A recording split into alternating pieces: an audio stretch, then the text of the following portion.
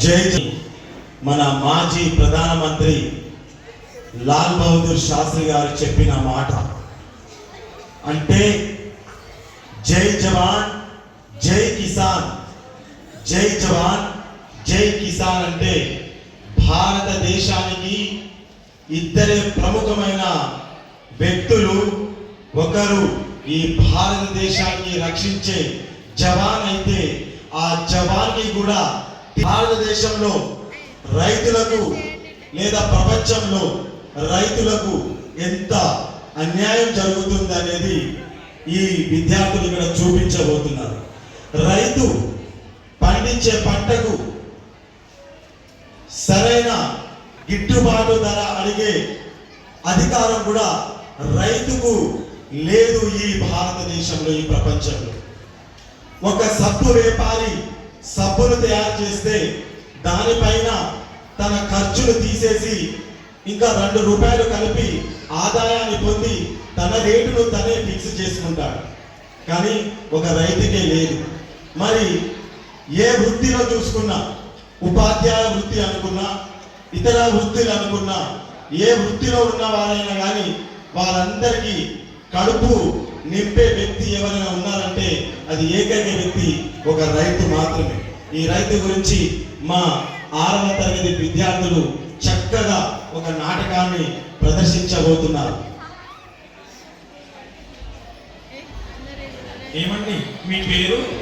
నా పేరు శివయ్య, ఊరు వెంకటాపూర్. ఏ పంట తీసుకొచ్చావు? పత్తి. నేను పత్తి రైతునండి. అమ్మా మీ పేరు? నా పేరు రుక్కమ్మ అండి, టమాటా రైతునండి నేను. నా పేరు చంద్రం, వీడి పేరు రాముడు.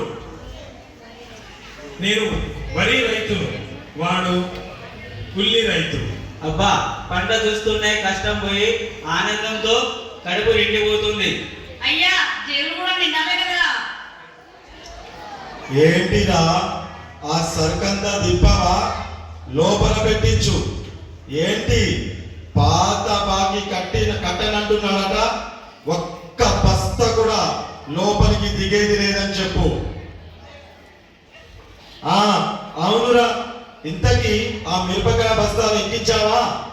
అరే నీకు ఎన్నిసార్లు చెప్పాలిరా, అన్ని నేను ఒక్కనే చూసుకోవాలి, ఒక్క పని కూడా సరిగా చేయలేవా? ఇవాళ సరుకంతా ఏమి బాగలేదు, కానీ నేను మన మార్కెట్కి వస్తున్నాను, ఆగో. అయ్యా అయ్యా, ఈ సరుకుకు ఏమైందయ్యా? బంగారు లాగా ఉంటేను.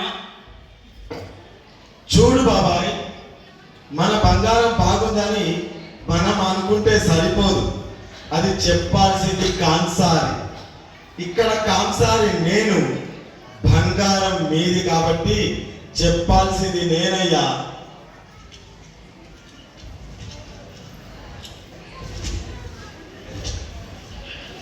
టమాటాలన్నీ మచ్చలు మచ్చలే, కిలో 2 రూపాయలు ఇస్తా. పత్తి అయితే చెత్త, వడ్లు చూస్తేనే తేలిపోతుందిలే, నాణ్యత లేవు.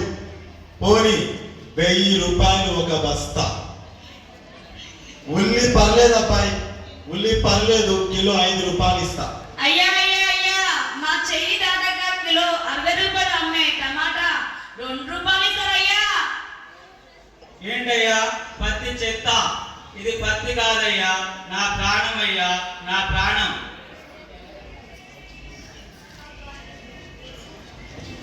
అయ్యా బయట 25 కేజీల బియ్యం బస్తా 1500 రూపాయలు అమ్ముతుంటే బస్తా వడ్లయ్యా 1000 రూపాయలైనా. ఇది ధర్మం? ఇది ఎక్కడ ధర్మం అయ్యా? ఇది ధర్మం కాదయ్యా, ఇది ధర్మం కాదయ్యా. ఆపండి, అయినా బాగలేని తీసుకొని నేనేం చేయాలి? మీరు వెళ్ళి బయటికి పోయి అమ్ముకోండి. అయినా పోయిన ఏడాదికి ఈ ఏడాదికి రేటు ఎంత పెంచా అది కనబడడం లేదా? ఒకేసారి ఆకాశానికి ఎగిరిపోవాలని చూడకండి. ఇది అన్యాయం అయ్యా.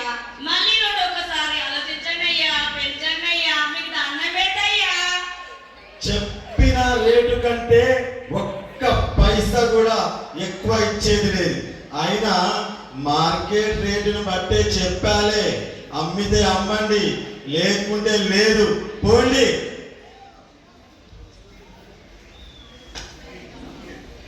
అయ్యా అయ్యా పోండి పోండి, వెళ్ళిపోండి, లేండి లేండి, వెళ్ళిపోండి వెళ్ళిపోండి. అయ్యా మందు లేకపోయినా బ్రతకగలం, కానీ ఆ మందు తయారు చేసేవాడు ధనవంతుడయ్యా. సిగరెట్ తాగకపోయినా బ్రతకగలం, కానీ ఆ సిగరెట్ తయారు చేసేవాడు ధనవంతుడయ్యా.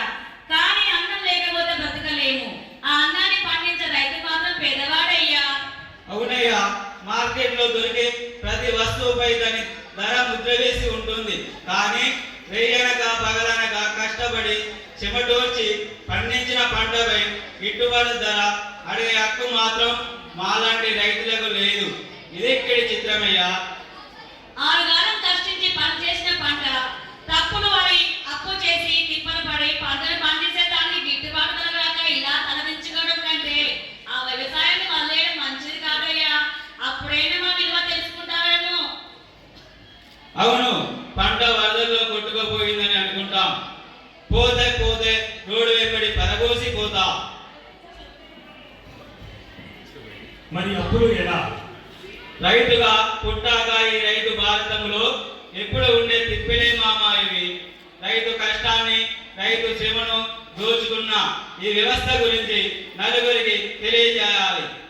గిట్టుబాటు ధర లేని పంట మాకు వద్దు, పంట మాకు వద్దు.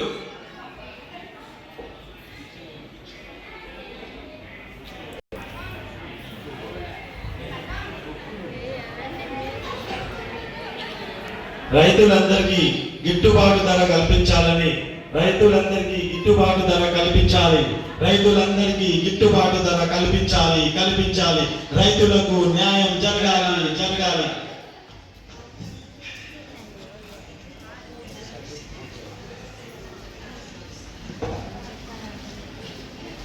సార్ మీరేం చేసే దీక్ష దేనికి, ఎవరిపై పోరాటం చేస్తున్నారా సార్? ఈ దీక్ష కాదు, మా రైతు జాతి బ్రతుకు కోసం, మా రైతుల అస్తిత్వం కోసం చేస్తున్న ప్రయత్నం. నేను రైతునని గర్వంగా చెప్పుకొని తిరిగేది, కానీ మేము ఈ రోజు నేను రైతుగా ఎందుకు పుట్టాను అని బాధపడే విధంగా తోసేసింది ఎవరు అని కనుక్కోవడం కోసం చేసే ఉద్యమం ఇది. ఎన్నో రోజులుగా దేశంలో రైతులు నిద్రాహారాలు మాని భిన్నమైన రూపాలలో తమ నిరసన తెలిపిన ప్రభుత్వం నుండి ఎలాంటి స్పందన లేదు అని రైతులు ఆపోతున్నారు. ఎక్కడో ఒక చోట రైతు అర్థవంతంగా చనిపోతుంటే చెలించని భారతమా, ఓ రైతు భారతమా, ఎంత పోరాడిన ఫలితం శూన్యం. అయ్యా, రైతు పొద్దు లాంటి వాడు. అస్తమిస్తున్నా ఉదయిస్తూనే ఉంటాడు, చస్తున్నా వ్యవసాయం చేస్తూనే ఉంటాడు. మనుషుల ఆకలి తీరాలంటే రైతు నాగలి పట్టాలి. 4 మెతుకులు నేల నుంచి మన నోటి దాకా రావాలంటే రైతు 10 వేళ్ళు మట్టిలోకి వెళ్ళాలి. మీరందరూ బ్రతకడం కోసం మేము చస్తున్నా సరే పంటలు పండిస్తూనే ఉంటామయ్యా, పంటలు పండిస్తూనే ఉంటామయ్యా. రైతు అంటే అక్షయ పాత్ర, రైతు అంటే అమ్మ చేతి వెన్నె ముద్ద, రైతు అంటే అమ్మ చేతి వెన్నె ముద్ద లాంటివాడు. తినే ప్రతి మెతుకు మీద తినేవాడి పేరుంటుందని, పేరు రాసి ఉంటుందంటారు. కానీ తినే ప్రతి మెతుకు వెనుక రైతు కష్టం ఉంటుందని ఈ ప్రజలు ఎప్పుడు తెలుసుకుంటారు. ఆ బ్రహ్మ చెప్పాలని అంటుంటారు. దేశ